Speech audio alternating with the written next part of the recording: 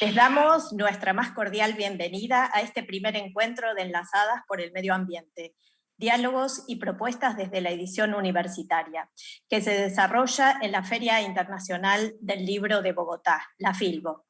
Hoy nos convoca el primer eje de discusión, Enlazadas por la conservación de la biodiversidad, organizado por la Asociación de Editoriales Universitarias de América Latina y el Caribe, EULAC, en colaboración con todas sus redes y asociaciones nacionales, y la participación especial de la Unión de Editoriales Universitarias Españolas.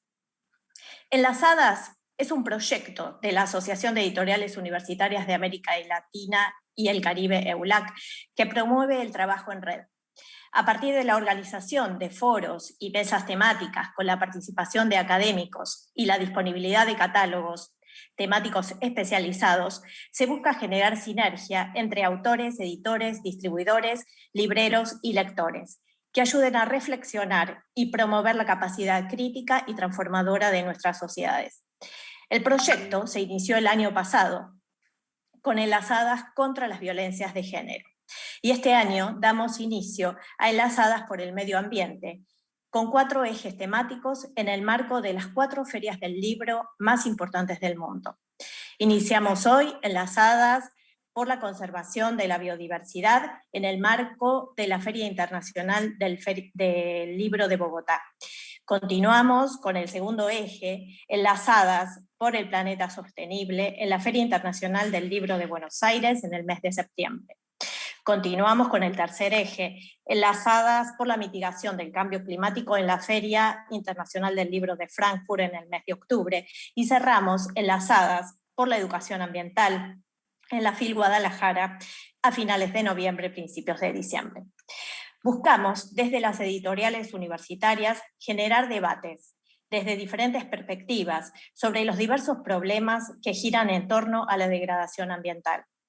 Se trata de una invitación a pensar los grandes temas que comprometen nuestro futuro y desde los cuales se requiere un trabajo innovador y una toma de decisiones colectiva, como la valoración y conservación de la diversidad biológica y cultural, la adaptación y mitigación al cambio climático, la generación de formas sostenibles del habitar y la educación ambiental.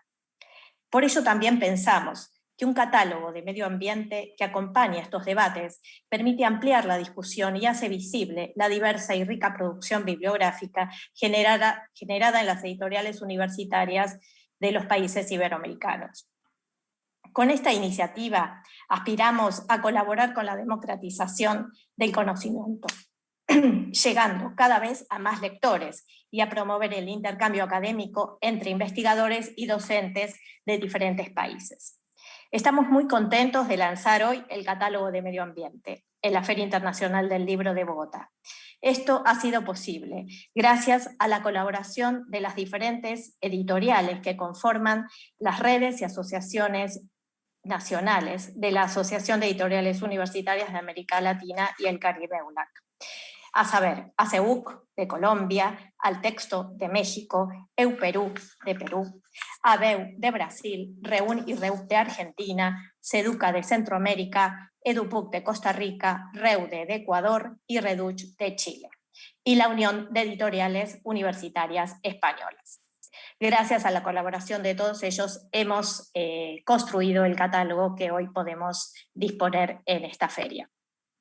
El catálogo está disponible en la página medioambiente.ulibros.com y cuenta actualmente con 1.402 títulos. Los lectores podrán realizar búsquedas según los 4 ejes que se desarrollan en las 4 ferias, pero también podrán realizar búsquedas por categorías, formato, título, autor, país. Encontrarán libros de acceso abierto que podrán descargar o libros de circuito comercial con el contacto respectivo para su compra. Los invitamos a conocer y difundir este trabajo de construcción colectiva de las editoriales universitarias iberoamericanas, que creemos será de gran valor para investigadores, docentes y lectores en general. A continuación, damos inicio a la mesa que hoy nos convoca, Enlazadas por la conservación de la biodiversidad, que será moderada por María Martínez Agüero. María es bióloga, por la Pontificia Universidad Javeriana, con doctorado en Genética de Poblaciones y Biología Evolutiva. Es investigadora de la Universidad del Rosario, donde colaboró en la creación del pregrado en Biología. Fue coordinadora de Biología, directora de Investigación e Innovación y actualmente se desempeña como directora de Investigación de la Facultad de Ciencias Naturales. Sus estudios se centran en la biodiversidad de mamíferos, con especialización en grupos de cetartiodáctilos. María, te doy la bienvenida y te cedo la palabra. Que tengan una buena mesa. Muchas gracias, Daniela. Muchas gracias a todos y a todas los que nos están oyendo en este momento y los que nos oyen después en el diferido que queda grabado en la página de Black. Hoy nos acompañan en esta mesa tres conferencistas maravillosos, los tres latinoamericanos, el profesor Rodolfo Dirso, profesor de la Universidad de Stanford en los Estados Unidos, la profesora Susana Caballero, profesora de la Universidad de los Andes en Colombia, y el profesor Aníbal Pochar, profesor de la Universidad de Concepción en Chile. Vamos a oír inicialmente una pequeña descripción de algo que cada uno de ellos ha elegido de su trabajo, que es muy vasto, y que nos van a presentar, y después vamos a entrar a tener una discusión alrededor de esto que es enlazadas por el medio ambiente. Entonces empezamos con el profesor Rodolfo Dirso. Rodolfo es biólogo de la Universidad Autónoma del Estado de Morelos, con maestría y doctorado en Ecología Evolutiva de la Universidad de Gales, haciendo un énfasis en la interacción entre plantas y animales. Actualmente, como les dije antes, es profesor en la Universidad de Stanford. Sus líneas de investigación se reflejan especialmente en énfasis en la biodiversidad en América Latina, la ecología, la conservación de la diversidad cultural, historia de la ciencia, biodiversidad, ecología evolutiva, defaunación de los trópicos en América Latina, África y el Pacífico Central, entre muchos otros. Este profesor ha publicado más de 250 obras sobre estos temas y su trabajo en los Tuxtlas, en Veracruz, en México, impulsó la declaración de la Reserva de la Biosfera de los Tuxtlas en esa región. Rodolfo, bienvenido. Tienes la palabra. Muchísimas gracias, María, un placer. Voy a tratar de colocar mi presentación, si es posible.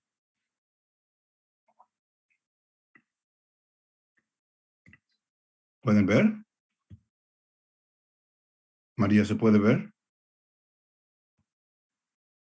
María. No, nosotros no te estamos viendo, Rodolfo, no estamos viendo la pantalla compartida. Un segundo.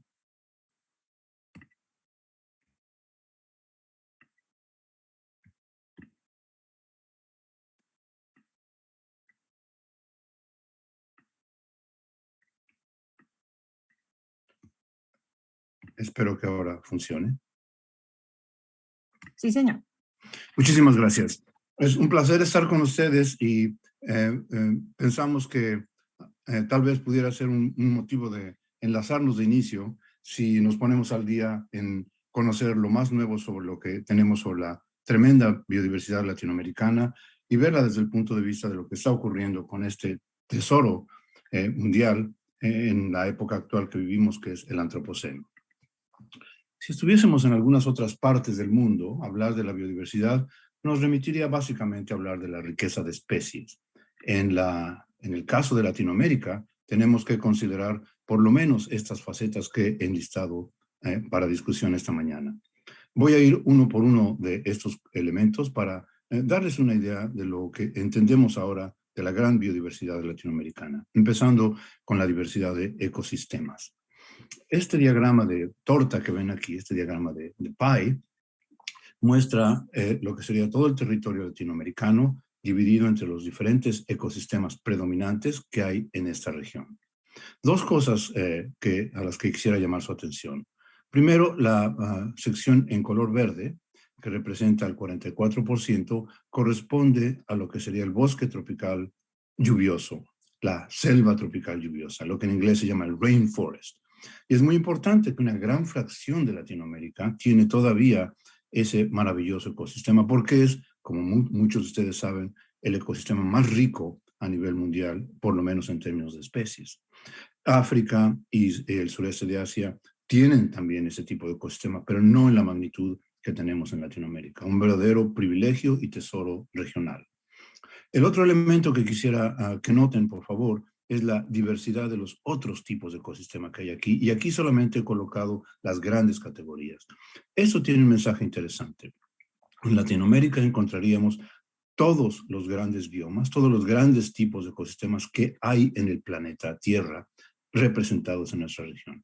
Imaginen un experimento absurdo, una tragedia, una catástrofe, donde el resto del mundo se dañase y no quedaran ecosistemas o algunos de ellos se perdiesen. En nuestra región tendríamos un resguardo de todos los que hay a nivel planetario. Eso me parece de un significado verdaderamente profundo. Para hacerlo un poco más ameno, rápidamente un paseo visual por estos grandes ecosistemas. Arriba a la izquierda tiene el desierto de Altar en Chile, un sitio donde en esta localidad en particular nunca se ha registrado ninguna precipitación, sin embargo hay ecosistemas muy pequeñitos de comunidades de plantas presentes allí. En otras zonas áridas podemos llegar a ecosistemas áridos tan exuberantes como estos que ven aquí en las fotos de abajo en el centro de México. En el extremo opuesto de la condición climática tenemos el bosque tropical lluvioso, como les mencioné hace un rato. La foto de arriba a la izquierda pertenece a la provincia del Chocó, en Colombia, un sitio en el que llueve 8 metros de precipitación anual, el opuesto de sitios como Atacama, donde no llueve casi nunca.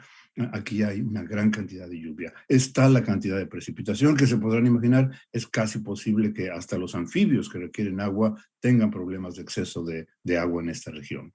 Fantástico ecosistema presente aquí. En el otro tipo de gradientes, subiendo en elevación, dentro de la zona tropical tenemos los fantásticos bosques de niebla, bosques de neblina o bosques mesófilos verdaderamente misteriosos, esponjas de agua que nos ayudan mucho a mantener la calidad y cantidad de agua. Los ecosistemas de bosques de coníferas, como este que ven aquí en el centro de México, los importantísimos bosques de mangle o bosques de manglares que protegen nuestras costas, muy importantes, y desde luego a elevaciones mayores, los páramos o vegetación alpina, como se llama en estas dos fotos fantásticas que muestran la belleza y diversidad de nuestros ecosistemas en esta región. Más allá de los ecosistemas está lo que todo mundo piensa cuando hablamos de biodiversidad, la riqueza de especies. Déjenme ponerles un solo ejemplo. Este mapa fenomenal que ven aquí, los diferentes colores indican la densidad, la cantidad de especies de plantas vasculares presentes en esas regiones. Los colores a los que hay que poner atención aquí en cuanto a riqueza son los rojos y de color púrpura y los azules. Y como pueden ver de inmediato, nuestra región latinoamericana está privilegiada en ese sentido. Si pudiésemos hacer un catálogo de la riqueza de especies, llegaríamos probablemente a unas 95,000, probablemente 100,000 especies, lo cual representa un tercio, un 33% casi, de la riqueza de especies de plantas en todo el planeta. Si hacemos este mismo análisis con mamíferos, con aves, con reptiles, encontraríamos ese número que parece ser ahora un número mágico que surge de manera consistente. Un tercio de la riqueza de especies del planeta se encuentran en nuestra región. Nuestra región es el sitio, el bastión de un tercio de la gran riqueza planetaria, correspondiente a aproximadamente un 33%, un tercio. Otro elemento de la biodiversidad que con frecuencia pasamos desapercibido, pero es muy importante, es la diversidad de las formas de vida o de lo que llamaríamos en zoología los grupos funcionales. Para darles una idea, les muestro este caso. Vean, este es un bosque tropical lluvioso. Obviamente hay muchas especies allí, pero lo que quiero llamar la atención es cómo, en este caso, las plantas se han diversificado, se han evolucionado en ser diferentes formas de afrontar los desafíos del ambiente. En un bosque tropical lluvioso el problema es que es tal exuberancia de la vegetación que la luz es el problema en particular en el estrato bajo, en el sotobosque. Entonces las plantas tienen que desarrollar formas de poder vivir ante este desafío que es la limitación de luz. Entonces puede ser un árbol de 30 o 40 metros como este que ven aquí, o puede ser una planta trepadora como esta que ven aquí, una liana, que se enreda en otras plantas y llega al dosel para alcanzar la luz, o puede ser, como se ve en este recuadro aquí, una enorme diversidad de plantas que viven encima de los árboles, se llaman epífitas, que incluyen orquídeas, bromelias, una enorme diversidad de especies de cómo ser planta. Y en el extremo derecho pueden ver el caso inusitado de las plantas estranguladoras. Aquellas plantas que para tener luz germinan, se establecen encima de otros árboles en la copa y luego crecen de la parte superior hacia el suelo para afianzarse como árboles, habiendo crecido al revés. Esas plantas no leyeron los libros de botánica e inventaron la forma de lidiar con la limitación de luz creciendo de arriba hacia abajo. Una diversidad de formas de vida.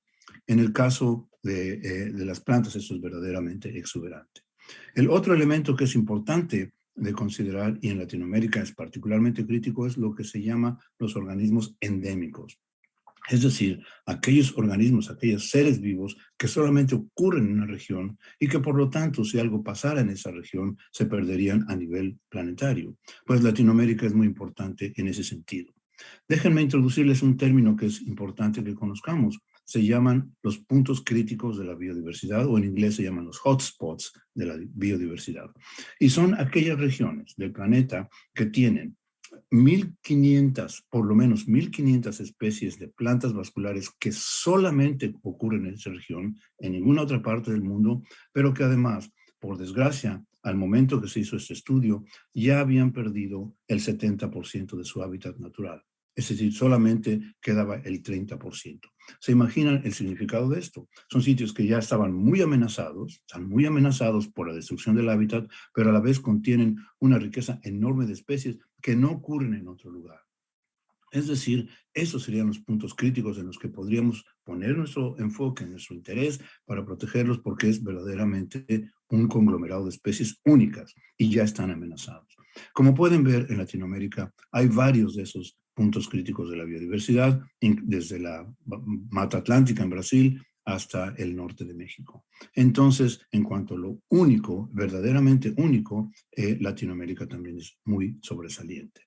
Y paso al último elemento que no puedo dejar de lado porque es crítico en nuestra región y es un verdadero tesoro a nivel mundial, que es lo que podríamos llamar la agrobiodiversidad, es decir, la diversidad biológica que surge de la interacción con los humanos.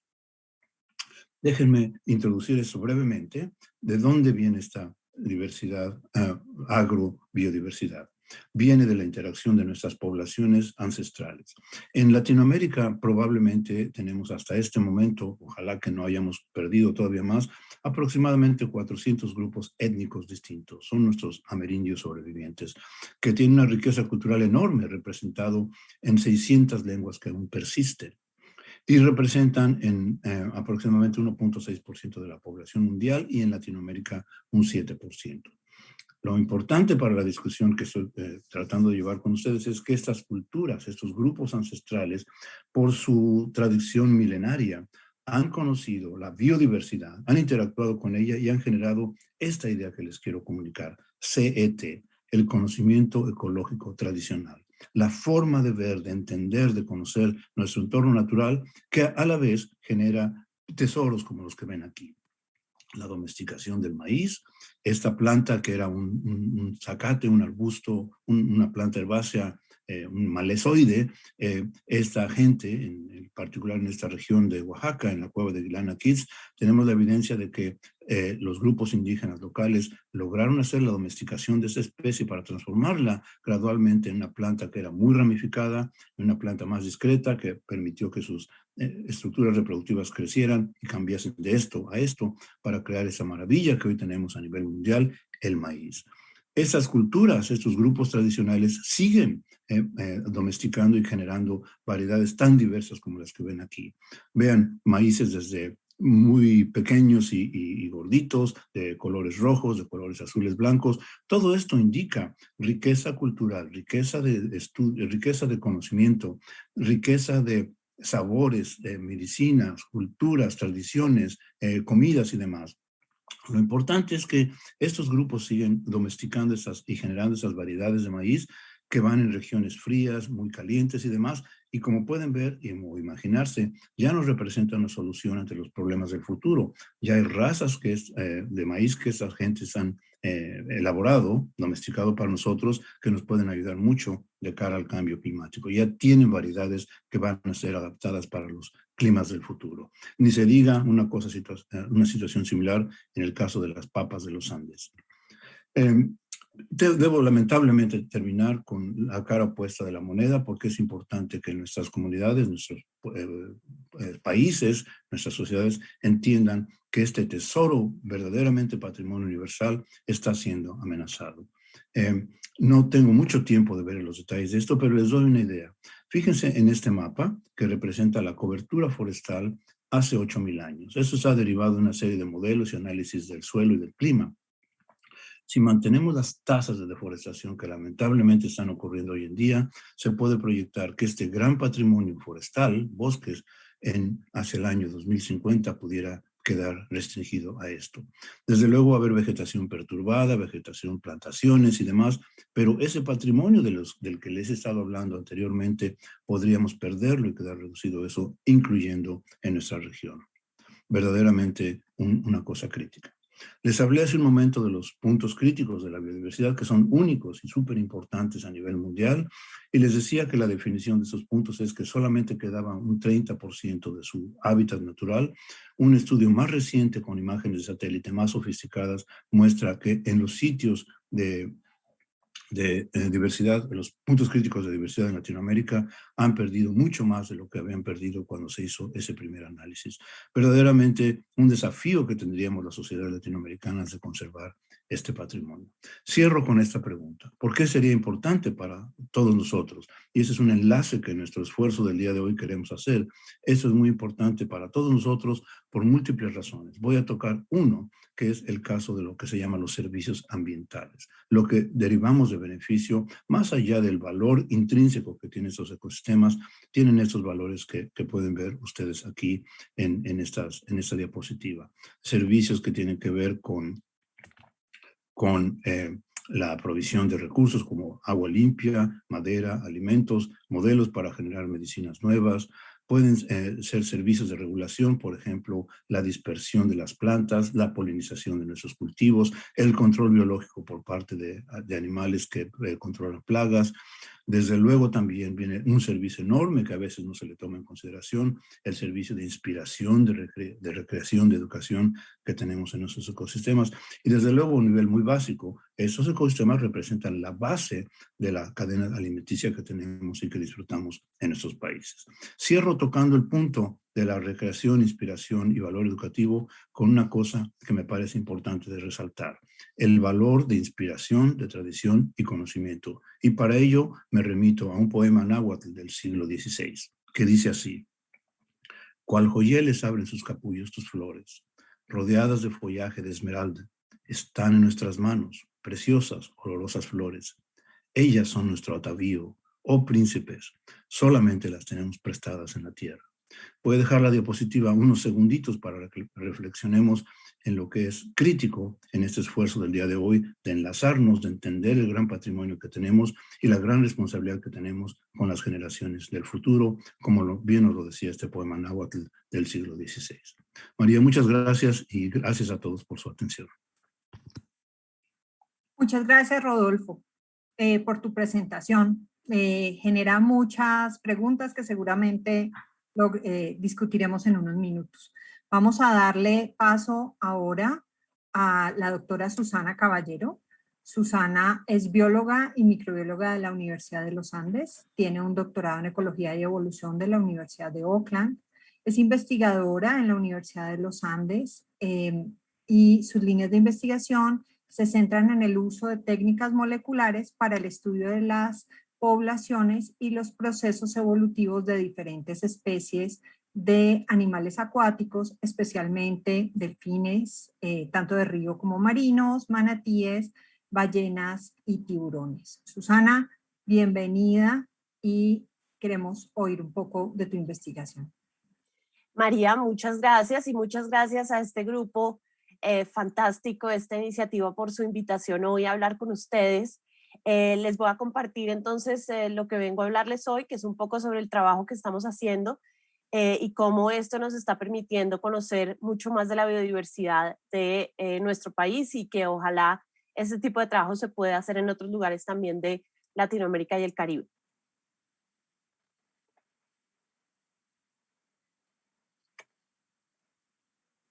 Muy bien, ¿ahí me ven bien?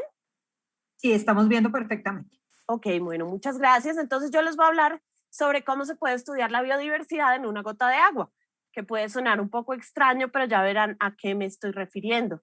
Entonces, cuando uno revisa información reciente, por ejemplo, el reporte del Planeta Vivo del año pasado, pues realmente recordamos entonces esas amenazas, ¿cierto? Esas amenazas generadas por el hombre, como son los cambios en el uso de la tierra, sobre la sobreexplotación de especies, la polución, el cambio climático, las especies invasoras, y pensamos qué está pasando con la diversidad en nuestro planeta y especialmente en América Latina. Y dentro de este reporte uno encuentra un número, digamos, un índice que han calculado ciertas organizaciones, entre ellas WWF, que calcula la abundancia de 21.000 poblaciones de vertebrados a partir de 4.000 fuentes de información, y esta información se compara con la abundancia de estas mismas especies que existía en el año 1970. Y si miramos esto para Latinoamérica, pues es bastante preocupante, porque se ha dado una reducción al 94% de esas especies, de la abundancia de esas especies que teníamos en Latinoamérica hace básicamente unos 40, casi 40, ¿qué? 40 y 52 años, 51 años. Entonces, fíjense cómo puede cambiar el panorama en 50 años, que es bastante preocupante y frustrante, porque ¿cómo vamos a hacer nosotros para cambiar estas tendencias, cierto? Y si vemos este pie que tenemos acá, básicamente lo que está afectando nuestra diversidad es, básicamente lo más grave que afecta a nuestra diversidad es la pérdida de hábitat, la degradación, entre esto también la deforestación y también sobreexplotación de especies, cambio climático, etc. Y como ya nos dijeron en la presentación anterior, que creo que fue muy, no solamente muy bonita y muy clara, sino también nos explicaron claramente por qué nosotros dependemos de la biodiversidad. Y básicamente esta imagen lo que muestra es que nosotros, nuestra salud y nuestro futuro sobre el planeta depende de esta biodiversidad. Entonces, ¿cómo podemos estudiar la biodiversidad y saber qué tenemos antes de que se nos acabe? ¿Y quién la debe estudiar? Porque nosotros, a veces, digamos, los científicos, los biólogos, los ecólogos, nos hemos quedado en nuestro pequeño mundo científico, nos hemos aislado un poco del resto de la población y a veces pensamos que nosotros tenemos el conocimiento y la verdad, y resulta que hay muchas maneras de aproximarse al conocimiento y muchas maneras de aproximarse a la verdad. Y por eso en esa diapositiva lo que quiero mostrar es que se puede tener conocimiento científico y verlo como algo que va en contra del conocimiento tradicional o viceversa, tener conocimiento tradicional y pensar que eso va en contra del conocimiento científico, o más bien unirnos los científicos y unir nuestro conocimiento científico con el conocimiento tradicional para poder conocer más y realmente poder hacer algo por esa protección de nuestra biodiversidad. Y ahí viene una palabra que pongo aquí en rojo, que es la humildad. Tenemos que poder bajarnos un poco de nuestro pedestal de científicos y poder arremangarnos, ¿cierto? Subirnos las mangas y trabajar con nuestras poblaciones, con nuestras comunidades para conocer nuestra biodiversidad. Y aquí les voy a mostrar una técnica que hemos estado aplicando en un par de proyectos desde hace aproximadamente 2 años, proyectos que estamos haciendo en la universidad y que se basan en técnicas de monitoreo novedosas, porque, no sé, tal vez las personas que nos escuchan y nos ven hoy conocen un poquito sobre cómo se hacen esos monitoreos. Se siguen los animales, se buscan rastros, se miran dónde los animales comen o duermen, o depositan sus heces, o se hace un marcaje, por ejemplo, un marcaje con marcas de satélite, etcétera. Se les ponen collares a algunos animales para poderlos seguir. Y esto tiene unas ventajas, ya que podemos confirmar la presencia podemos hacer censos, entonces podemos nuevamente poder saber la abundancia, cuántos organismos hay. Sin embargo, también tiene unas desventajas, que es que requiere alto costo, requiere mucho tiempo y también, digamos, lo tenemos que hacer personas que tenemos un cierto conocimiento científico, un cierto manejo de ciertos equipos, etcétera. Y lo otro es que podemos conocer tal vez solamente sobre una o algunas pocas especies, pero no podemos conocer mucho sobre la comunidad biológica que existe en un lugar. Entonces, una técnica que se ha desarrollado en años recientes y que está realmente revolucionando el estudio de la biodiversidad es lo que se conoce como el monitoreo utilizando lo que se llama el ADN ambiental. ¿Y a qué se refiere el ADN ambiental? Resulta que todos nosotros, sí, todos nosotros, todo el tiempo estamos eliminando células de una u otra manera, cuando respiramos, cuando caminamos, cuando vamos al baño, etcétera. Todos los animales, todos los humanos estamos eliminando partecitas, fragmentos de nuestro material genético.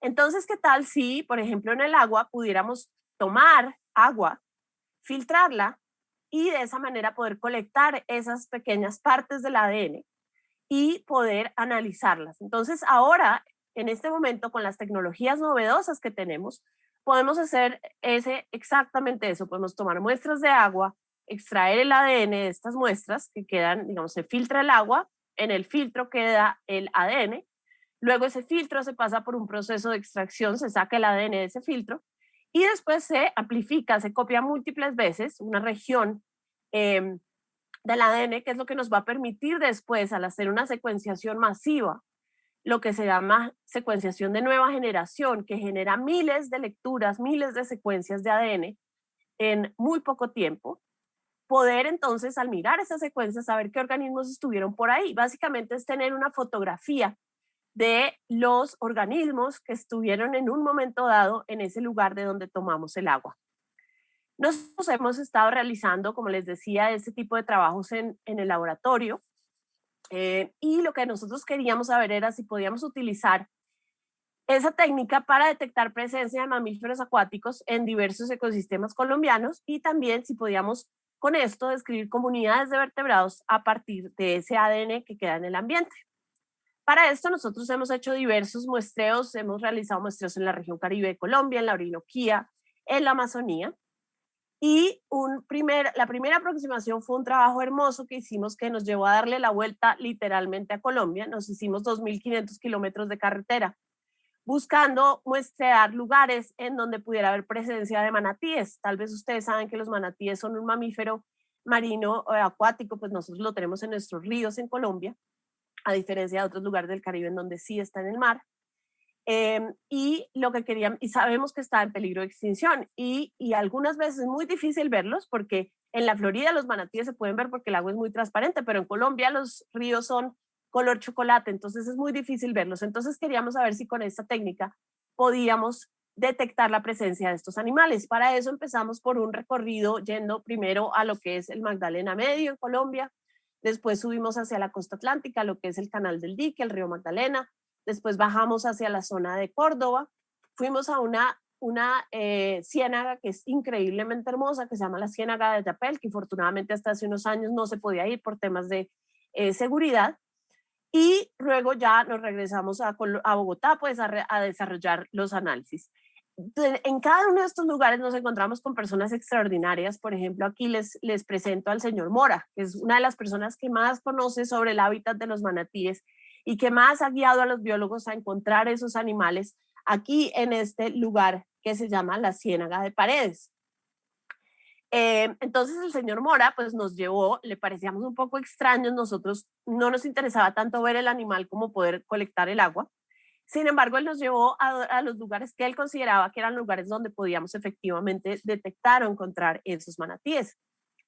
Esto es básicamente lo que hicimos, colectamos agua. Acá hay dos de mis estudiantes, ellos se llaman Alejandro y Juan Diego, y estuvimos en canoa o en lancha recorriendo estas ciénagas y estos ríos y estas pequeñas lagunas, y colectamos agua que filtramos, y acá ustedes ven que el filtro queda como color café por el sedimento que también se recolecta.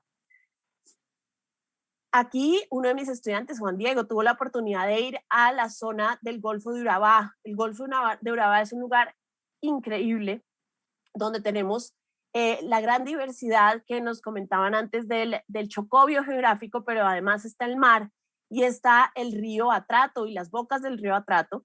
Y en estos lugares todavía hay cacería de manatíes. Entonces fueron precisamente esas personas que son los cazadores de manatíes de estos lugares los que nos llevaron a los lugares donde ellos consideran que se encuentran estos animales.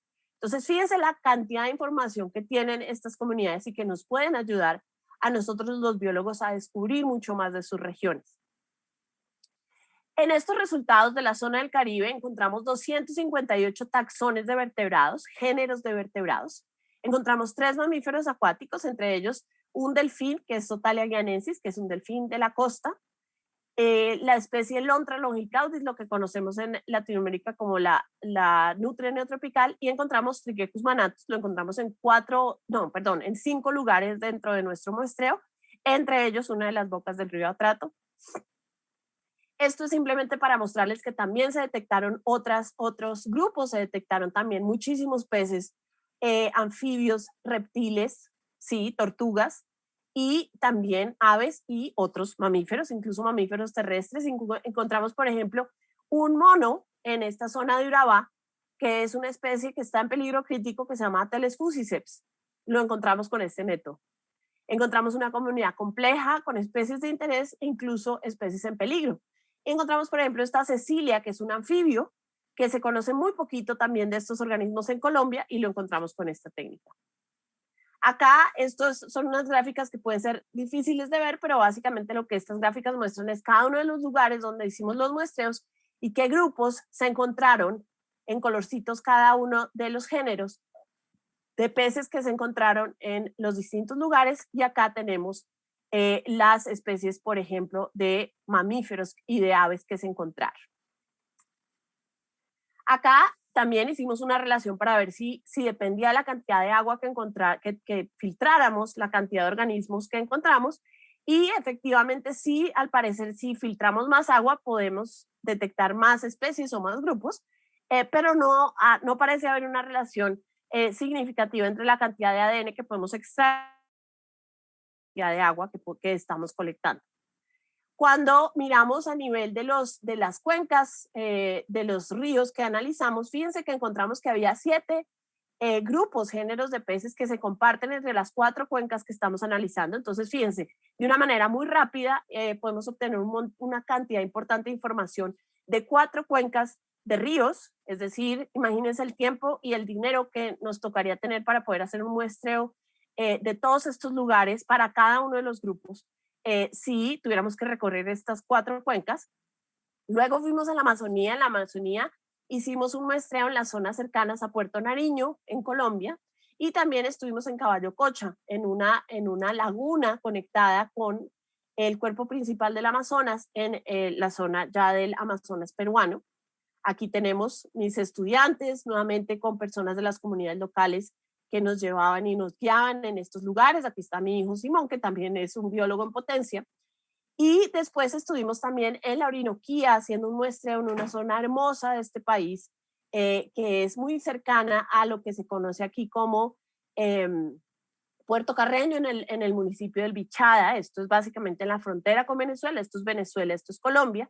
Y tomamos muestras en el río Vita, en el río Meta y en el río Orinoco, en una reserva de biosfera que se llama, en una reserva privada, perdón, que se llama la Reserva Bojonawi. Aquí tenemos a Daniela, que es una de mis estudiantes, tomando las muestras. Fíjense la facilidad que esto implica, simplemente un filtro.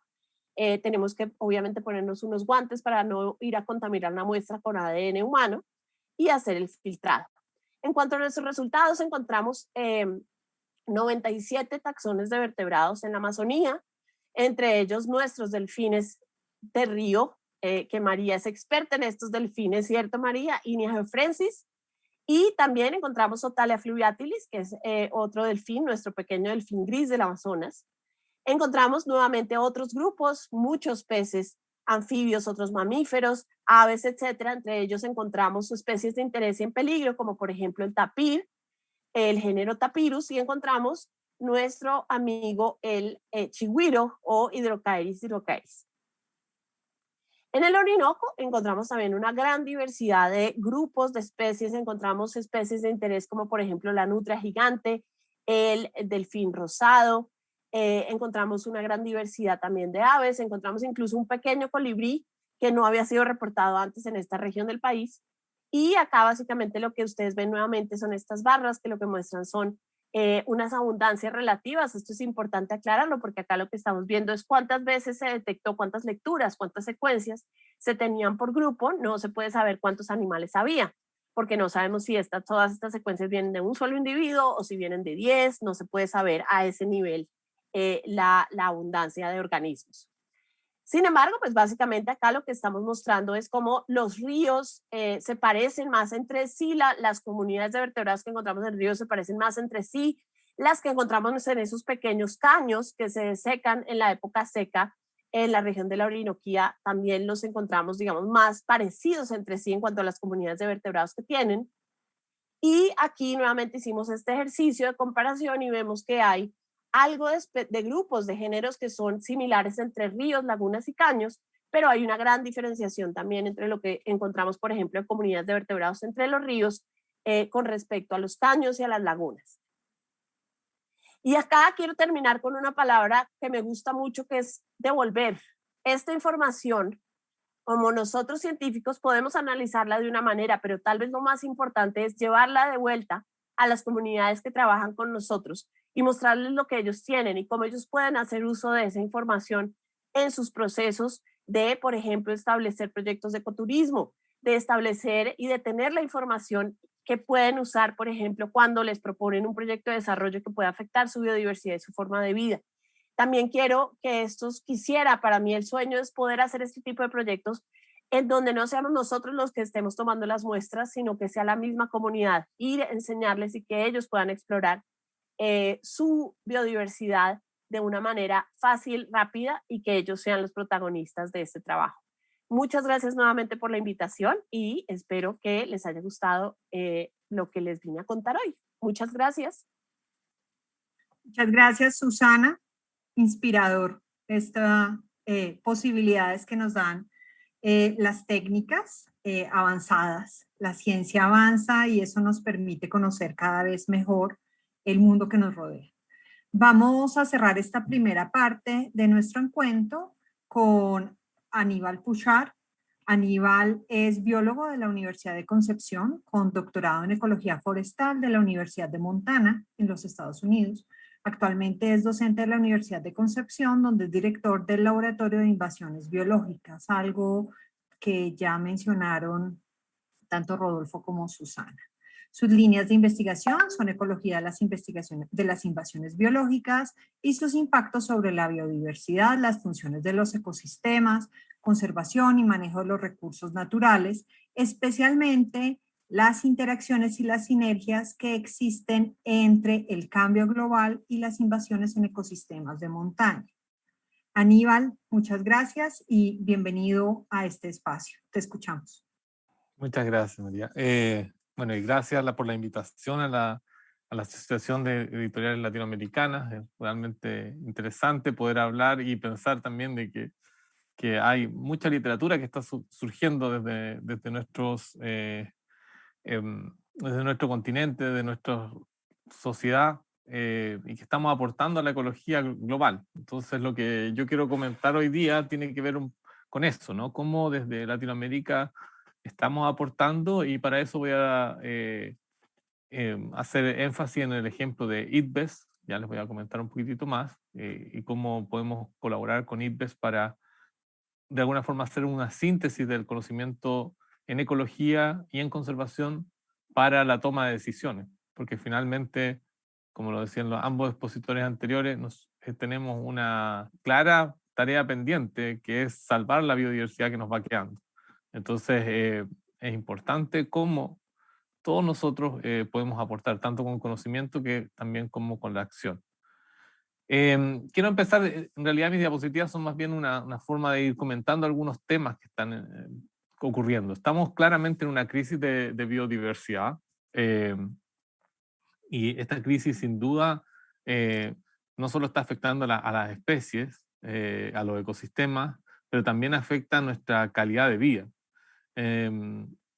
Así que nosotros lo que estamos realmente ocurriendo es que estamos enfrentados a una crisis que sin precedentes en la historia humana, ¿no? El último informe de IPCC de la semana antepasada, ¿no es cierto?, indicaba ya que estamos con niveles de cambio climático ya que son irrefutables debido a la acción humana, ¿no? Y por lo tanto, tenemos una responsabilidad que tomar, ¿ya? Estos son resultados que es del informe IPBES del año 2019.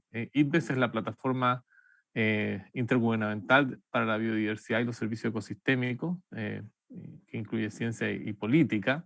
Y una de las cosas que más quedó en la mente en ese momento fue que, como titular fue 1 millón de especies podrían extinguirse en los próximos años por culpa de la acción humana, ¿ya? Pero hay mucho más, no solo hay pérdida de especies, hay pérdida de genética, como lo comentaba anteriormente, hay también pérdidas de organismos que usualmente no vemos, como microorganismos, como diversidad de fauna, que usualmente es una suerte de biodiversidad, como existe la materia negra, también existe una biodiversidad negra, digamos, que no la conocemos, pero sabemos que cumple un rol. Estamos en un mundo antropizado sin duda. Si uno piensa esto, ¿no? Estamos claramente, ya no hay parte del planeta que no esté afectada por acción humana. Incluso aquellos ecosistemas que considerábamos prístinos también nos hemos dado cuenta que hay acción humana, y también están estos drivers, estos forzantes globales que llegan a todos lados. El cambio climático llega a todos lados. Este es un mapa mostrando, en vez de mostrar los ecosistemas teóricos, muestra los ecosistemas reales.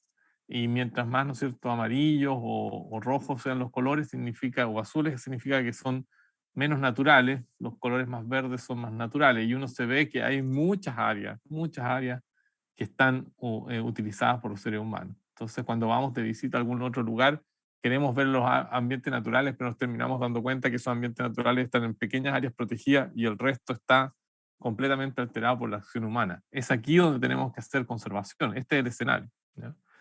Y me gusta mostrar esta imagen simplemente como para una anécdota chocante de cuánto es la biomasa que somos nosotros, ¿ya? Esto solamente contando la biomasa de vertebrados, ¿ya? De mamíferos en particular, mamíferos, ¿ya? Si consideramos la biomasa, si sumamos el peso de de todas las especies, el ser humano cuenta con 36% de la biomasa total de mamíferos del planeta. 60% el resto, 60% es aquellos animales domésticos, las vacas, cerdos, nuestros perros, lo que sea. Eso también se considera. Y solamente un 4% constituye biomasa de animales mamíferos silvestres, ¿ya? Entonces, cuando vemos en un documental y vemos los leones, ¿no es cierto?, acá el puma, eso simplemente es solamente en este momento el 4% de la biomasa. Es realmente, si uno lo piensa, esto es realmente indicador de cuál es el cambio que estamos sufriendo, ¿ya?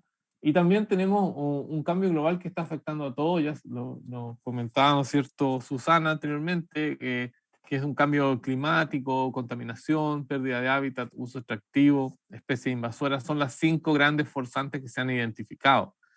Usualmente las forzantes se miran por separado, pero también interactúan entre sí y complejizan aún más la situación, aumentando a veces los impactos y también dificultando la posible acción para contener estos forzantes, ¿no? De hecho, solo mirando especies invasoras, no les voy a hablar mucho de especies invasoras, pueden preguntarme si les interesa, que es mi tema fundamental, pero solo para mostrarles, todos los organismos invasores se predice que van a aumentar en los próximos años, del 2020 en adelante, ¿no es cierto? Estaríamos aumentando todos estos organismos, algunos más que otros, pero no hay ninguna chance, digamos, de que la cantidad de especies invasoras, por ejemplo, ya haya logrado un plató, ¿no es cierto?, haya alcanzado un nivel digamos, de estabilización. Todo indica que van a seguir aumentando porque va a aumentar el comercio, va a aumentar el tráfico, va aumentar todo lo que tiene que ver con la llegada de especies, ya sea en forma accidental como intencional.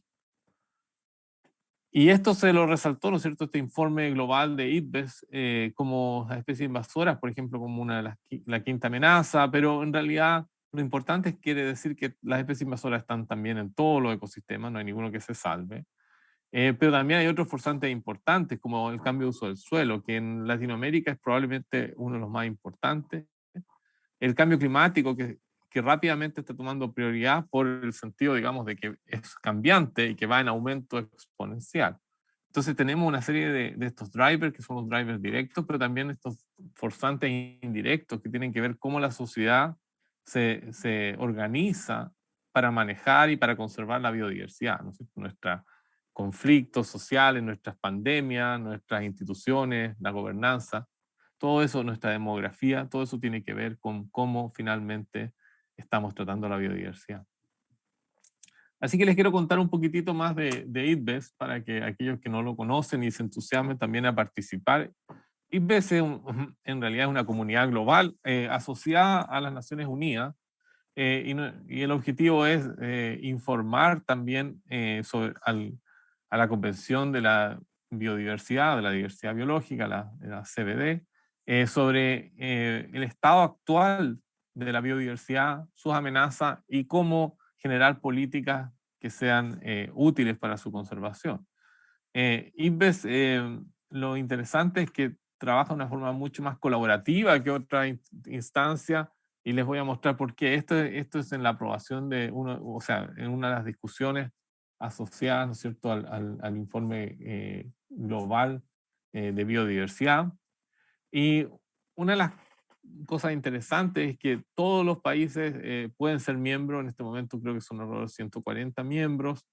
Y la idea, digamos, es que al ser miembros también pueden opinar y complementar los informes globales, ¿ya?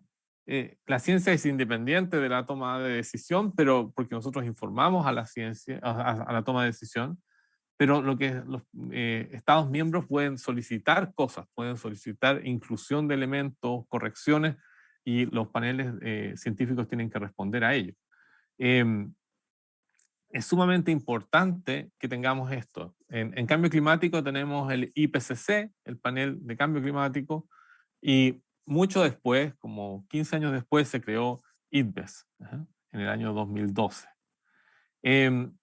IPBES, la gracia es que trabaja con gente de todos los países. La mayoría de nosotros trabajamos completamente ad honorem, digamos. Trabajamos simplemente porque nuestras instituciones nos ayudan a que podamos dedicar parte de este tiempo en trabajar en IPBES. Lo importante también es que incluye conocimientos locales, como aquí Rodolfo lo mencionaba, incluye conocimientos locales, incluye conocimientos más del sector público, no solamente de la ciencia y academia tradicional, ¿ya? Y eso también es interesante, cómo es la inclusión de estos conocimientos de indígenas y locales, y cómo también uno de los puntos importantes es cómo la biodiversidad afecta la calidad de vida, incluso el concepto que se ha acuñado es la buena calidad de vida del ser humano. Uno de los informes más destacados fue el de 2019, donde participaron más de 145 expertos, se generaron revisaron más de 15.000 publicaciones y se tuvieron más de 15.000 comentarios de todas las personas. Cualquiera que nos está escuchando aquí puede ir y anotarse para las revisiones que son externas, si son expertos en algún área, y pueden comentar, y es el rol de los científicos que participamos en IPBES responder eso. Una cosa interesante es que los informes estos globales, a diferencia de los artículos científicos, tienen una salida mucho más en la prensa general y están diseñados para llegar a este mundo más de la sociedad en su conjunto. Y así fue este informe global de 2019, llegó a muchos titulares, y con eso nos permitió de alguna forma llegar a distintas audiencias. Quiero solo mencionarle así brevemente que hay informes que nos afectan directamente. Rodolfo mencionó bastantes temas de las Américas. Hay un informe IPBES específico para las Américas, un tremendo informe, pero hay un resumen para los tomadores de decisiones que se puede bajar. Y aquí una de las cosas que más se destacó es que América tiene mucho servicio ecosistémico y mucha biodiversidad, somos afortunados, pero también tenemos amenazas que están ocurriendo ahora. Con otros países ya ocurrieron esas amenazas hace 50, 100 años atrás, en nuestros países todavía siguen ocurriendo, ¿no? Está también el informe para pandemias y biodiversidad, que es muy interesante, asociado, surgió muy rápido el año pasado, y el rol de cómo, cómo el ser humano afectando a la biodiversidad también ha promovido las pandemias. Y esto tiene que ver también con enfermedades transmitidas por zoonóticas y otros tipos de enfermedades asociadas, ¿no es cierto?, a todo este desarreglo que estamos teniendo con la biodiversidad. También hubo un informe muy reciente de este año en biodiversidad y cambio climático, y lo interesante es que este informe logró juntar a estos dos megapaneles, IPBES y IPCC, a un grupo selecto de autores, y hacer que biodiversidad y cambio climático estén a la misma altura y se vea la relación entre ambas crisis. Como se ve ahí en el gráfico, hay como este traslape entre ambas crisis que realmente pone en riesgo la estabilidad del planeta y también, ¿no es cierto?, la estabilidad de la vida humana. Yo estoy a cargo, digamos, junto a la colega Helen Roy del Reino Unido y a Peter Stowe de Canadá, estoy a cargo del informe sobre especies invasoras. En otra oportunidad les podré comentar más de eso, pero lo interesante es este trabajo colaborativo, más de 80 autores y de todos los continentes, con buen balance de género, ¿no es cierto?, con buen balance de representación de estos continentes, con la imposibilidad de que haya talleres con comunidades indígenas para traer esa información a la palestra, digamos, ahí al informe. Y también, ¿no es cierto?, la llegada de información de distintos lugares, es una revisión muy exhaustiva. Quiero terminar con una reflexión sobre esto, sobre la información, sobre cómo capturamos el conocimiento de todas las regiones del mundo. Este es un artículo de Martín Núñez y colaboradores que tuve la oportunidad de participar, en el cual revisamos cuánta información está llegando de otros países que no hablan inglés a la literatura internacional. Y cuando vemos esto, revisamos los indicadores de los revisores más usados, ¿no? No es solamente los revisores de revistas más de alto impacto, sino de todo lo que se considera revistas científicas. Y hay claramente un sesgo importante, ¿no es cierto?, hacia el hemisferio norte, aquellas economías, por supuesto aquellas que hablan inglés también, pero aquellos también países que invierten más en ciencia, a publicar sobre ecología. Y estamos en deuda en muchos países, ahí se ve bastante flaquita, ¿no es cierto?, Sudamérica, ni hablar de África, ¿ya? Y tenemos que mejorar esto, tenemos que mejorar cómo estamos haciendo la llegada del conocimiento. Por eso también el rol de las editoriales y todo el trabajo que se está haciendo en proveer información que venga desde el hemisferio sur es sumamente importante. Aquí tenemos una tabla que es más compleja, si quieren pueden ir a buscar el paper, pero básicamente lo que destacamos son 5 puntos que hay que mejorar. Uno es la accesibilidad del lenguaje. Si vamos a usar inglés, que haya herramientas para aquellos que no hablan inglés para poder publicar en ese idioma. No hay nada malo con el inglés porque es una lengua internacional, pero necesitamos ayudar a aquellos que les cuesta más. No debiese ser una barrera. El financiamiento y la estructura, todos debemos buscar que el hemisferio sur tenga más en este trabajo para hacer mejor los trabajos, mejor el financiamiento y infraestructura. Y también educación y entrenamiento de nuestras personas más jóvenes que están entrando a la vida académica, que no haya limitaciones, como sí las hay y la vemos frecuentemente. Que también nuestros colegas del hemisferio norte y de aquellas economías más desarrolladas no reduzcan sus sesgos, ¿verdad? Los sesgos son imposibles de eliminar, pero es posible contemplar los sesgos, asumir los sesgos y reducirlos, ¿ya? Eso es sumamente importante. También tenemos que entender que hay diferencias culturales en la manera que hacemos ciencia, y para eso también tenemos que tener un diálogo abierto sobre cómo hacemos ciencia, cómo publicamos, qué es lo importante en la vida, Y eso también es un diálogo que se está teniendo y creo que es positivo en ese sentido. Y creo con esto también enfatizar el rol de las editoriales en Hispanoamérica es clave, no solo en los libros, pero también en las revistas. Cómo hacemos que nuestras revistas estén clasificadas e indexadas internacionalmente. Y creo que ahí también tenemos mucho trabajo por hacer. Bueno, con eso termino mis palabras y nada, atento a las preguntas y los comentarios que hay. Muchas gracias, Aníbal. Creo que fue un excelente cierre para redondear tanto lo que Rodolfo y Susana nos habían contado. Voy a empezar con algunas de las preguntas que hemos recibido y hay varias que van orientadas hacia diferentes aspectos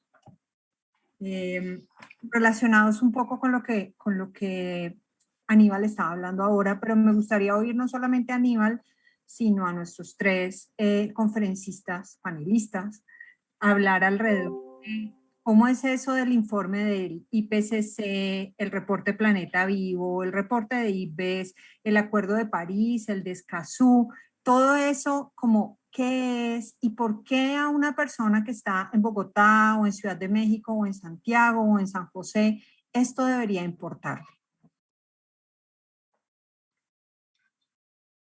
Me parece que es pertinente que empiece Aníbal, siendo la persona más involucrada en particular con el IPBES, y después tal vez podemos complementar a Aníbal, ¿te parece? Claro, bueno, sí, sin duda. Lo que a todos nos afecta porque es la manera que estamos tratando de hacer una suerte de gobernanza global de estos temas tan complejos. Es decir, para solucionar un tema como el cambio climático, no sirve de nada que Colombia haga algo, que Chile haga algo por separado, no tiene mucha instancia, digamos, no va a servir de mucho. Entonces necesitamos tener acuerdos globales. Y todo esto que estamos trabajando, sé que a veces abruma un poco a las personas, aparecen informes todas las semanas y todo, incluso uno que está metido hasta el cuello en esto, todavía aún así se pierde, ¿no? Pero lo importante es que la mayoría, y no decir la totalidad de los informes coinciden en un 99% en el estado de la crisis y en las soluciones. Entonces, lo que tenemos que empezar a hacer ahora es que los gobiernos escuchen a estos informes. Así que, bueno, Rodolfo puede comentar más porque tiene una experiencia vasta en cómo llevar estas cosas también a la escala más local, que a veces es complejo.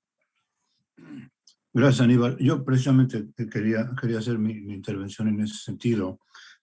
Esta serie de organizaciones y esfuerzos internacionales, el más famoso de los cuales es el del IPCC por el cambio climático, que es el cambio global más sexy, si bien no el único y probablemente no el más crítico, el de la biodiversidad, en mi opinión, es verdaderamente serio. Estos esfuerzos internacionales han tenido un énfasis o un foco de interés en informar a los tomadores de decisiones, lo cual es muy, muy importante, porque en última instancia los tomadores de decisiones tienen la responsabilidad de generar directrices. Pero yo creo que el otro elemento que es muy importante que hay que hacer es de informar a la población en general. Y creo que gradualmente, en particular el IPBES, se va moviendo en incluir esos informes que sean mucho más accesibles y de mucha participación del público general. Mi opinión particular es que para poder afrontar los gravísimos problemas del cambio global antropogénico en general, con sus diferentes facetas que ya Aníbal y Susana mencionaron, requerimos también un movimiento, digamos, ascendente, no solamente de los tomadores de decisiones hacia abajo, sino también de la sociedad en general. En la medida que estos esfuerzos internacionales, digamos, transminen, percolen hacia la comunidad en general y tengamos una sociedad en general más consciente y más perceptiva de estos problemas, en mejor posición estaremos para afrontar la problemática. Yo diría que más allá de esos esfuerzos, lo que estamos haciendo hoy día es, en este momento, con este taller, con esta reunión de esta mañana, va en esa dirección. Lograr que tengamos una sociedad que se entere, que conozca la problemática, el correr la voz en el sentido muy amplio me parece una responsabilidad y un componente verdaderamente crítico de nuestra sociedad. Puede repercutir en problemas, digamos, en situaciones tan críticas como el siguiente. En el momento de las elecciones, en el momento de votar, una sociedad mejor informada puede tener mejor capacidad de exigir a los diferentes candidatos que tengan agendas, que tengan visiones al respecto de cómo afrontar esos problemas del cambio global, en particular de la biodiversidad. Creo que tenemos un problema con la conexión de Susana, pero voy a dar paso a la siguiente pregunta. Ah, no, ahí está. ¿Quieres complementar algo sobre lo que Aníbal y Rodolfo han presentado? Pues tal vez lo que yo quería decir es que tenemos que hacer un mejor esfuerzo por informarnos como comunidades, como público general. Y también, pues, digamos, nuevamente, los científicos, pero también, digamos, los medios, y en eso se incluyen los medios escritos, las editoriales, etcétera.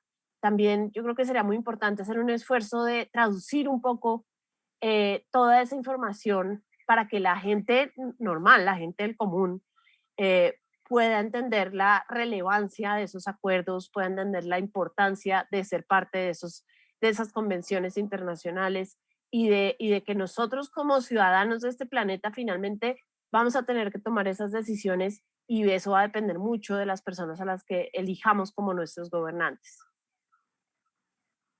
Gracias. Esto me da pie para nuestra segunda pregunta, que va orientada hacia cómo lograr ese equilibrio entre la literatura científica, pero también la producción de textos que estén al alcance del ciudadano común y de que cualquier persona que esté interesada pueda acceder.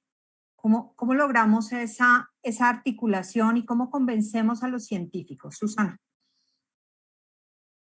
Pues yo ahí quiero ser un poco crítica de de las maneras como medimos,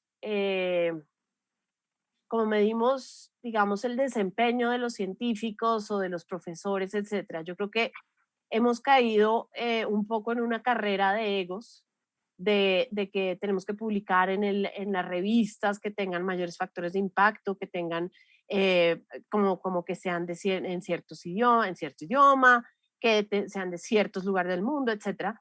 Y nos hemos olvidado de que realmente lo que a nosotros nos llevó a estudiar ciencia y a ser científicos en gran medida, creo yo, y lo veo también digamos, mi experiencia como profesora con estudiantes universitarios que empiezan, es que uno en gran medida estudió ciencia porque quería cuidar, porque quería salvar, porque quería descubrir.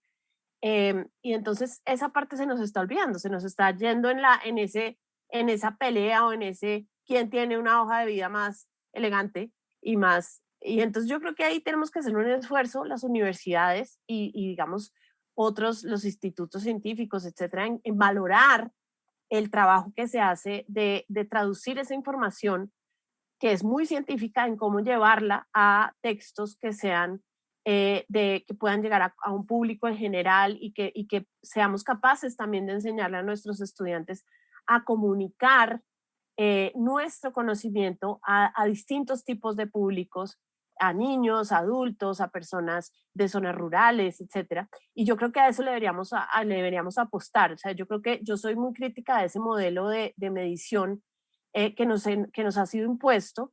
Sé jugar el juego, digámoslo así, pero me parece que es un modelo que no debe aplicar simplemente en América Latina porque nuestras condiciones son súper diferentes a las de muchos lugares del mundo y estamos en una región en la que realmente lo que necesitamos es que los científicos nos acerquemos a las personas del común, o sea, nuestras poblaciones normales y corrientes y que podamos enseñar realmente, ampliar nuestro campo de enseñanza. Entonces, a mí me encantaría, si así como estamos en esta reunión por una iniciativa de las editoriales universitarias, ¿por qué no intentamos hacer unos textos didácticos interesantes, bonitos, para explicarle a las personas todo esto de lo que hablamos, por ejemplo, hoy, de estos convenios, de lo que es la pérdida de biodiversidad, etcétera, y que eso sea valorado en nuestras universidades? Yo creo que realmente hemos caído en un juego de egos que nos está llevando a algo que realmente no estamos teniendo el impacto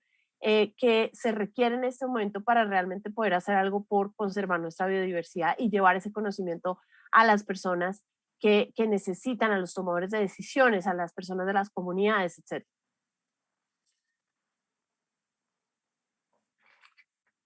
María, ¿me permites Sí, sigue. entrometerme aquí un punto más? Yo me remontaría a otro componente más que tiene que ver con las instituciones de educación superior, las universidades. Me parece que ahí hay dos aspectos críticos a considerar. Por una parte están los objetivos de las instituciones de educación superior. Conozco bien el caso de la UNAM porque ha sido el sitio de mi vida durante muchos años. Los tres objetivos, digamos, de esa universidad, la Universidad Nacional de México, son la generación de conocimiento nuevo, la educación, la docencia en el sentido más amplio, y el tercero, y no por ello menos importante, es en los objetivos, en el escrito de la UNAM, aparece la divulgación de la ciencia, la divulgación del conocimiento, perdón, en el sentido amplio también. Me parece que las autoridades, los líderes de nuestras universidades han valorado en gran medida el primer componente, después el segundo componente y mucho menos el tercer componente. Y yo quisiera imaginarme o quisiera pensar, soñar realmente que nuestras instituciones académicas, le den mucho valor también al tercer componente, la diseminación, la divulgación del conocimiento.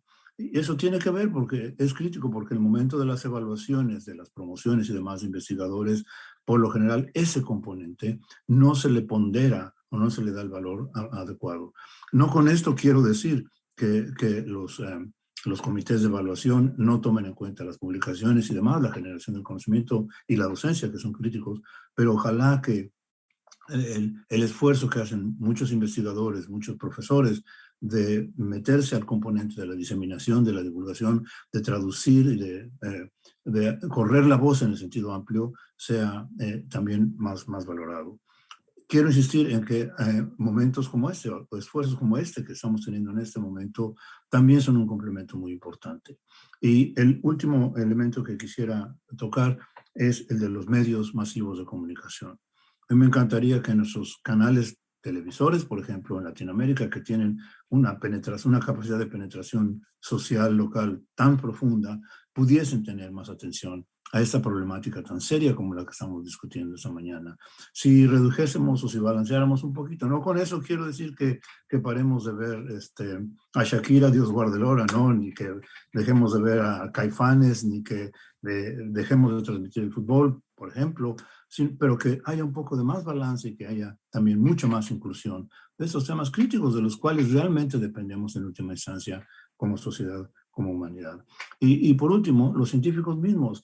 Yo debo reconocer que no todos los investigadores, los científicos, tienen o la motivación o la capacidad de ser divulgadores de la ciencia, pero pueden asociarse con alguien más que sí sea un buen comunicador, un buen divulgador de la ciencia y podemos trabajar mucho en eso. Los que se sientan motivados y con interés de hacer mucha diseminación y divulgación, adelante. Y si no se sienten motivados o sienten que no se les da, por así decirlo, poder hacer sinergias, asociaciones con comunicadores. Creo realmente que este esfuerzo de esta mañana es una demostración de lo importante que es el correr la voz en el sentido amplio. Muchas gracias, Rodolfo. Aníbal. Sí, no, colgarme de esa última parte que dice Rodolfo, creo que es súper importante. No necesariamente, claro, hay investigadores que pueden no sentirse tan cómodos con la divulgación científica, pero creo que es un rol social de todo científico. Y lo que se puede hacer en esos casos es asociarse con iniciativas, con otras personas que no necesariamente son académicos y que nos ayuden a eso. Yo tengo un ejemplo muy lindo en mi laboratorio, que es un grupo que se llama Naturaleza Intrusa, que fue creado por alumnos de una de nuestras carreras de conservación, y ellos han generado una serie de elementos para difusión de niños, difusión de adultos también en ferias científicas, etc. Así que, y eso es una iniciativa que bastaba, ¿no?, con darle un poquito de energía a eso y funcionaba. Fue autogestionada por ellos. Entonces, es un ejemplo positivo. Y en Chile lo que se está haciendo, y encuentro que estamos bastante mejorando en esto en los últimos años, es que se está obligando, por decirlo bien directamente, a todos los proyectos científicos a incluir la difusión, a tener periodistas en el equipo, a tener personas que se considere como parte de la producción de un centro científico, por ejemplo, en el caso del Instituto de Ecología y Biodiversidad, producir libros de difusión pública, producir, ¿no es cierto?, reportajes que sean tomados por la prensa, estar en estos webinars, esto es parte de nuestro quehacer. Y yo creo que todos tenemos un rol y podemos generar equipos de trabajo súper colaborativos, como Rodolfo lo indicaba, y son importantes, porque finalmente si la sociedad está en este carril, aquí en Chile se ha visto con varios proyectos que, por ejemplo, han cambiado, proyectos mineros, proyectos hidroeléctricos, que gracias a que la sociedad estaba bien informada, hemos logrado hacer modificaciones. Entonces, creo que es sumamente importante. Esa es la palabra clave, Aníbal, una sociedad informada. Es en lo que creo que tenemos una misión y una responsabilidad profunda, no solamente nosotros en el ámbito científico, sino lo que está, el grupo que nos ha convocado esta mañana. Realmente es tomar esa responsabilidad de moverse hacia una sociedad más informada, más enganchada y digamos, no tanto por una actividad coerciva, sino por una actividad realmente de convencer y hacerlo atractivo para la comunidad amplia. María, si me permites, dos puntitos más que surgen a partir de la intervención de Susana y de Aníbal. Yo quisiera tocar, mencionar el caso otra vez de las comunidades rurales y comunidades indígenas. Yo creo que tenemos mucho que aprender también de ellos. En muchos casos, si bien nosotros podemos tener un lenguaje científico, el conocimiento que esas comunidades tienen es verdaderamente profundo. Así que para mí es un factor crítico de diseminación, el público amplio en general, pero en particular esa variante de Homo sapiens, que es el tomador de decisiones. Ahí es donde debemos tener una influencia muy profunda. Y el último punto en relación al ejemplo de Aníbal, de su estudiante o sus estudiantes, yo veo con muchísimo agrado que los estudiantes de nuestros laboratorios, de nosotros profesores que ya tenemos algunos tricomas de color blanco y esperamos a tener un poco de deforestación acá y demás, los estudiantes que vienen a esos laboratorios, yo siento que están tomando la batuta con mucho interés. El caso de Aníbal, los estudiantes que han hecho ese esfuerzo, me parece de lo más atractivo. En mi laboratorio mismo los estudiantes se han metido una cosa que en inglés se dice outreach, que es como a extenderse, salirse del aula para tratar de trabajar con las comunidades locales en programas educativos y demás. Creo que en la medida que vayamos, digamos, inculcando eso también en las generaciones que vienen detrás de nosotros, va a ser muy importante también.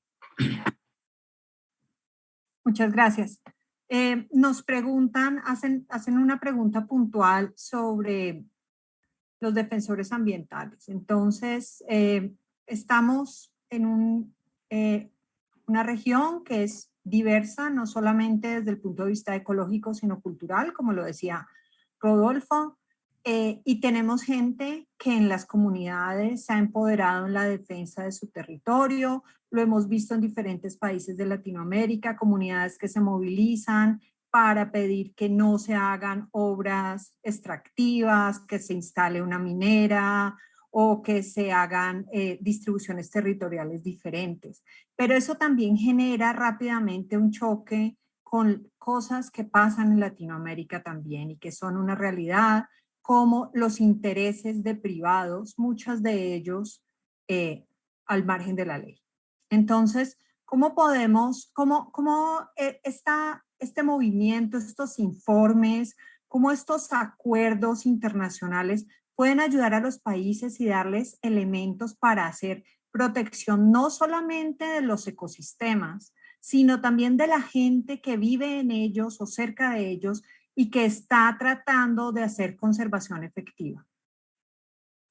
No sé quién quiera empezar por este tema que es bastante espinoso.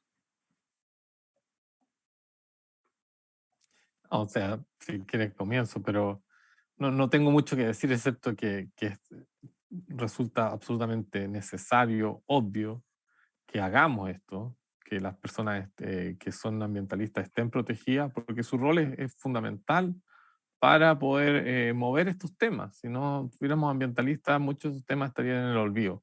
Los científicos hacemos un rol que es mucho más neutro, no sé, es distinto. Y es necesario los ambientalistas, y es necesario su voz, y es necesario escuchar a la gente. Es triste que algunos países, incluido mi país, Chile, no estemos incluidos, por ejemplo, en el informe Escazú.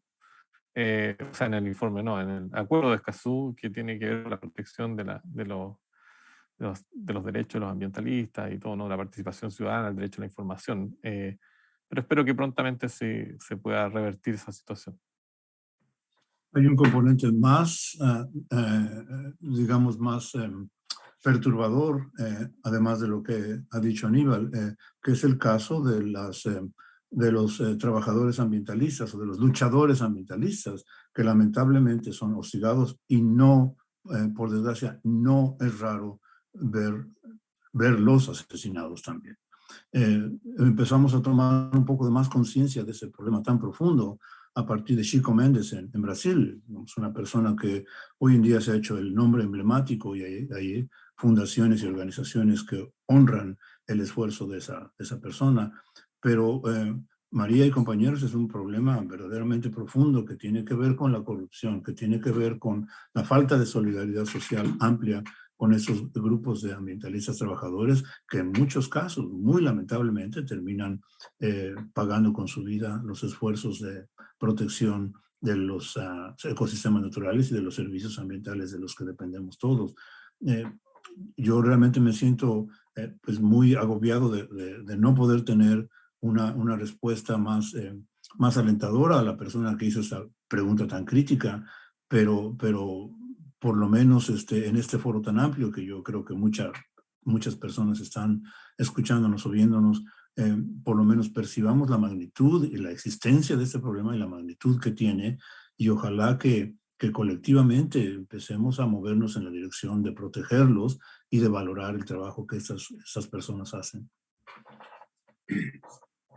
Susana. Pues yo creo que, como ya lo dijeron Rodolfo y Aníbal, es un tema muy difícil, pero pues nuevamente eso cae también en cómo decidimos quién nos lidere, ¿cierto? Entonces ahí está la responsabilidad que tenemos al votar, y la responsabilidad que tenemos al elegir esos líderes, y con quién están conectados esos líderes. Entonces yo creo que eso es muy importante. Y lo otro que tal vez sí puede sonar un poco soñador, pero qué tal que nosotros como universidades, como entes, digamos, en donde se desarrolla el conocimiento, etcétera, de alguna manera pudiéramos, como entre comillas, adoptar una comunidad. Nosotros llevamos mucho tiempo, por ejemplo, yo llevo trabajando en el Chocó con una ONG de una amiga mía que es fabulosa, que se llama Fundación Macuáticos. Ya llevamos trabajando en esa zona varios años, y ya nos conocen y ya confían en nosotros, y podemos llevar estudiantes, etcétera.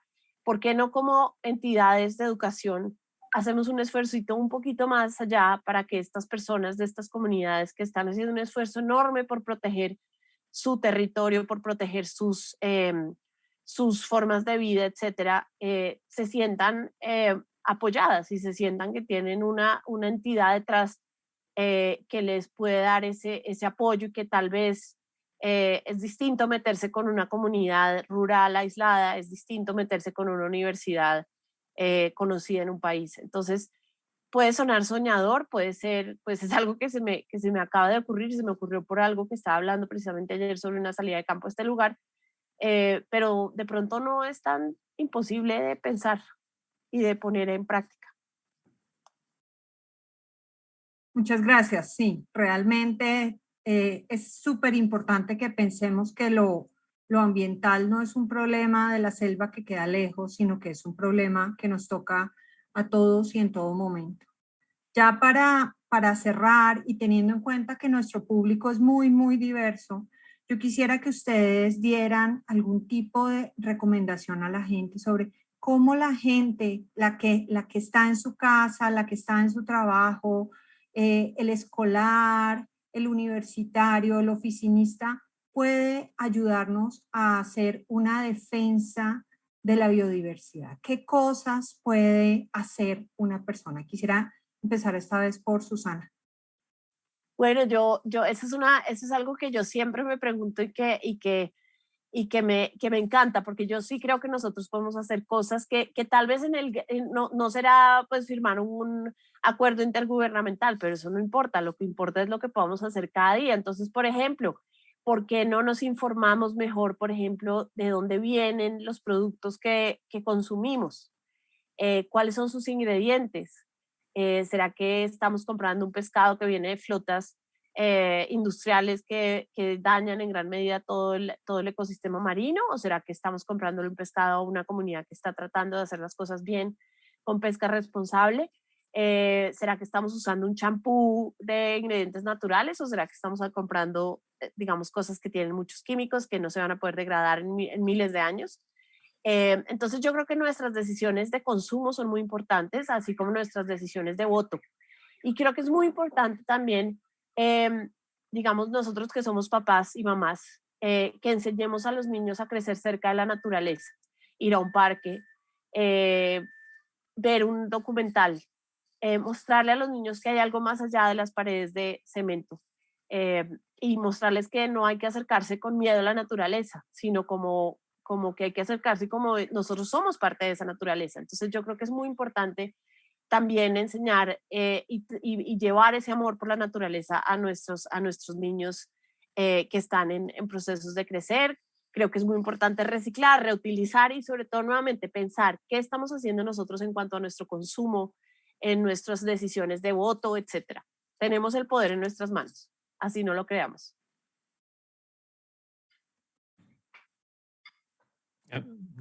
Aníbal, por favor. Sí.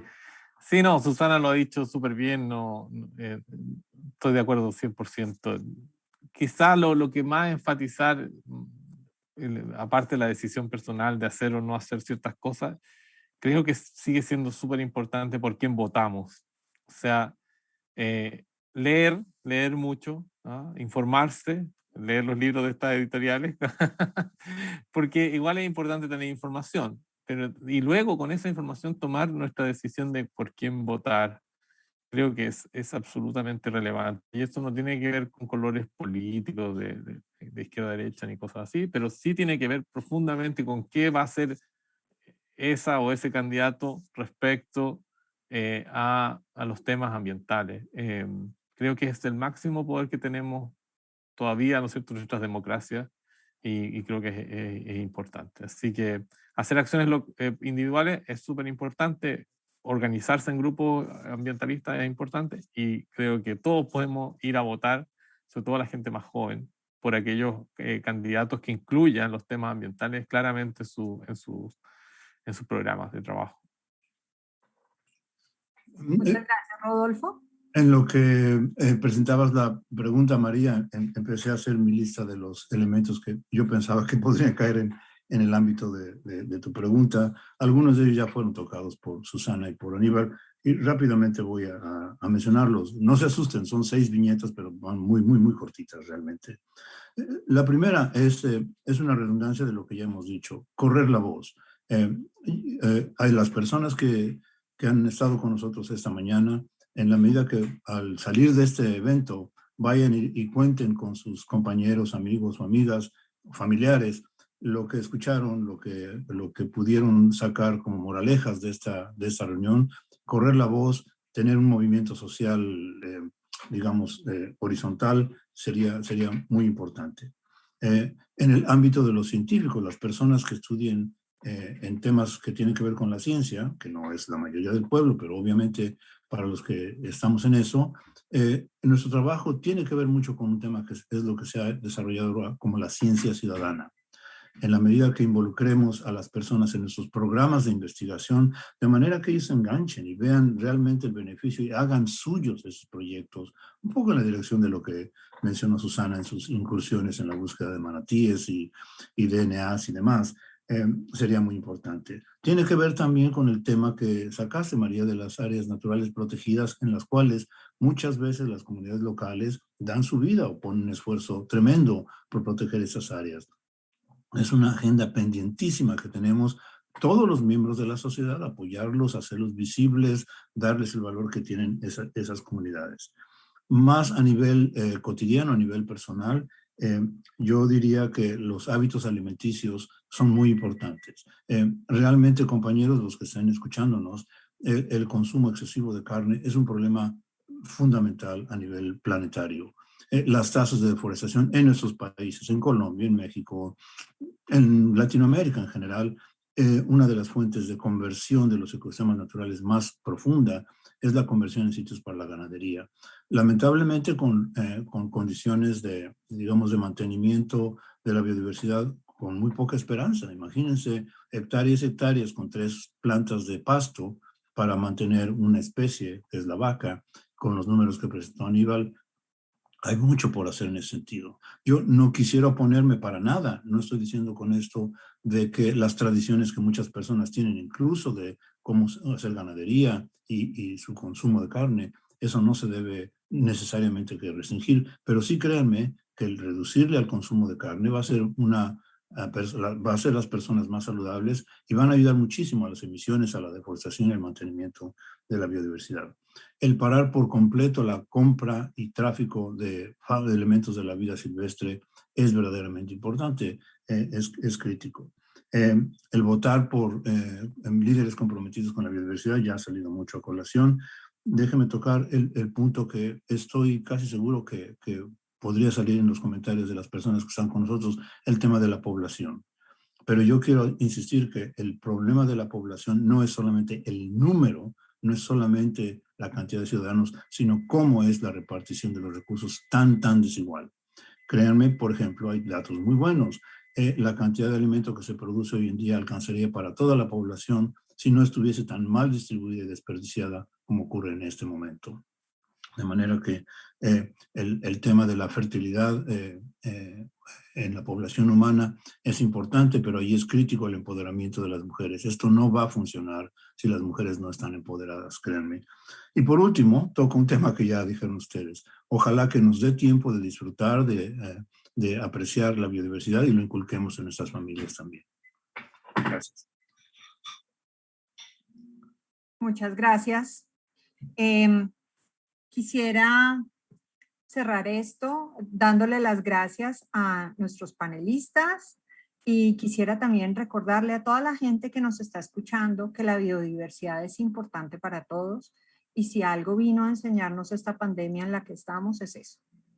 En gran parte, y no es solamente esta, y no es por sonar catastrofista, pero si no somos cuidadosos con el manejo ambiental, si no tomamos medidas rápidas para controlar el cambio climático, si no tenemos cuidado sobre la distribución de los recursos naturales en nuestros países, esta no va a ser la primera pandemia del siglo XXI, sino que probablemente vamos a tener más. Quiero saber si alguno de nuestros conferencistas quiere decir algo a modo de despedida antes de dar nuevamente la palabra a Daniela para cerrar este evento. Yo quisiera, pero después de Aníbal o Susana, si quieren decir algo. No, dar las gracias nomás por este tipo de instancias. Creo que es súper bueno abrirlo a la sociedad en general. Eso nada más. Susana tiene su mano levantada. Pues yo simplemente quería dar las gracias por la invitación. Fue un placer compartir con Aníbal y con Rodolfo y con María. Y me encanta esta iniciativa Entrelazadas, así que cuenten conmigo para próximas ocasiones si quieren. Gracias, compañeros. También ha sido un placer para mí estar con ustedes. Yo quisiera retomar el último punto de María, porque creo que en nuestra responsabilidad de comunicarnos con el público amplio, los mensajes tienen que ser a veces dolorosos, pero lo más apegados a la realidad. El punto que quería tocar al respecto de lo que dijo María en el cierre es que con frecuencia hablamos de los esfuerzos que hay que hacer por salvar el planeta. Eso tiene cierto nivel de verdad, pero tiene un componente que no se toma en cuenta. En realidad, los esfuerzos que debemos hacer es por salvar a la humanidad. Créanme, compañeros, que el planeta, después de un antropoceno catastrófico, el planeta va a seguir, se los aseguro. Tenemos la evidencia, la lección de 5 grandes extinciones en los últimos 600 millones de años, y vean un planeta tan rico. El planeta va a resistir. Va a tomar millones de años para volver a tener un nivel de diversidad que tenía antes de la catástrofe, pero lo que no va a resistir seguramente sin la biodiversidad es la especie humana. El verdadero problema existencial, compañeros, es de Homo sapiens, no del planeta. Duele, pero creo que hay que decirlo. Muchas gracias, Rodolfo. Nuevamente invitamos a todos y a todas los que nos han estado acompañando ahora, a los que se van a unir después y van a ver esto grabado, a tomar decisiones.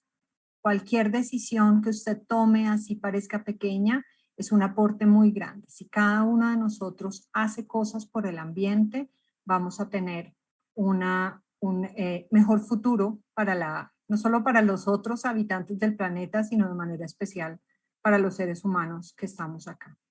Y con esto quiero agradecer a nuestros 3 conferencistas y doy la palabra a Daniela Verón, quien va a cerrar de manera formal el evento. Muchas gracias, María. En nombre de la Asociación de Editoriales Universitarias de América Latina y el Caribe, queremos agradecer a todos los panelistas por sus reflexiones y sus aportes que han sido realmente muy enriquecedores para seguir pensando. A Rodolfo Dirso, de la Universidad de Stanford, a Susana Caballero Gaitán, de la Universidad de los Andes, de Colombia, a Aníbal Pollar, de la Universidad de Concepción, Chile, y la coordinación de María Martínez Agüero, de la Universidad Nacional del Rosario, de Colombia. También a todos aquellos que nos acompañaron a través de las redes de transmisión de este evento, y decirles que pronto aquellos que no pudieron escucharnos van a poder ver en el canal de YouTube esta grabación. Para cerrar, quería transmitirle 3 invitaciones. La primera, que va a ser durante esta semana, el viernes 20, se va a presentar también en el marco de la Filbo un avance del trabajo de investigación que se está realizando sobre la cartografía de la edición académica iberoamericana. La cita va a ser entonces este viernes a las 10 horas, Bogotá. Se transmitirá por Facebook Live de la Universidad del Rosario. La segunda, los esperamos el próximo mes, en septiembre, en la Feria Internacional del Libro de Buenos Aires, también virtual, que vamos a realizar el segundo encuentro de Enlazadas por un Planeta Sostenible, y prontamente en las redes van a encontrar información. Y la tercera es que pueden bucear en el catálogo de medio ambiente que hemos creado y en la página medioambiente.ulibros.com, y que nos sigan en las redes sociales para conocer todas nuestras novedades. Y bueno, muchas gracias por estar presentes y hasta la próxima.